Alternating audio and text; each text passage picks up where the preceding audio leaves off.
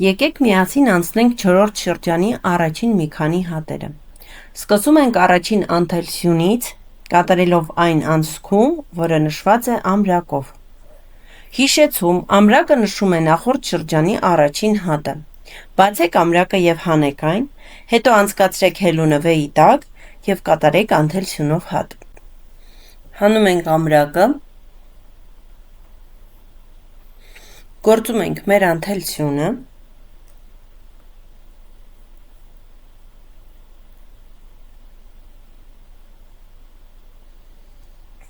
այնուհետև տեղադրում ենք ամրակը նոր գործած սյան վրա, դրանով նշելով մեր 4-րդ շարքի առաջին հատը։ Հետո պատրաստեք երկրորդ անթելսյունով հատ հաջորդ անցքում։ Երբ ավարտեք, կատարեք երրորդ հատը, որը ավելացման հատ է։ Դա նշանակում է, որ հաջորդ անցքում պետք է անեք 2 անթելսյունով հատ։ Սկզբից առաջին հատը, հետո երկրորդը նույն անցքում։ Ահա սա է ավելացման հատը։ Հաջորդ երրորդ հատի մեջ, ինչպես տեսնում ենք մեր վիդեոյում, մենք պետք է գործենք 2 անթելսյուն։ 2 անթելսյունը միասին ավելացման հատ է կոչվում։ Այս պահին դուք ունեք արդեն 4 V, բայց աշխատել եք միայն 3 հորիզոնական անցքում։ Առաջին 2 հատերը առանձին հատեր են, իսկ երրորդը ավելացման հատ, որը բաղկացած է 2 սյունից։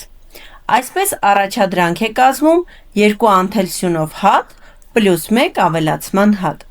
և դուք պետք է կրկնեք այդ համադրությունը 6 անգամ։ Պատճառն այն է, որ վերջում կունենաք 24 հատ, 24 V։ Ուշադրություն պետք է դարձնեք ևս 5 նման հաջորդականության։ Երբ ավարտեք 4-րդ շրջանը, կստանաք մեծ շրջան և ընդհանուր 24 հատ։ Հիշեք, միշտ հաշվել հատերը, որպեսզի համոզվեք, որ արդյունքը ճիշտ է։ Այժմ շարունակեք գործել ևս 5 համադրություն, քանի որ մենք ունենք արդեն առաջինը։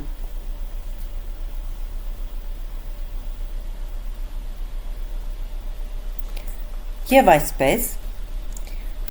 ես ունեմ 24 հատ, այսինքն օրինակը ճիշտ է, հուսով եմ նաև ձեր դեպքում է նույնը։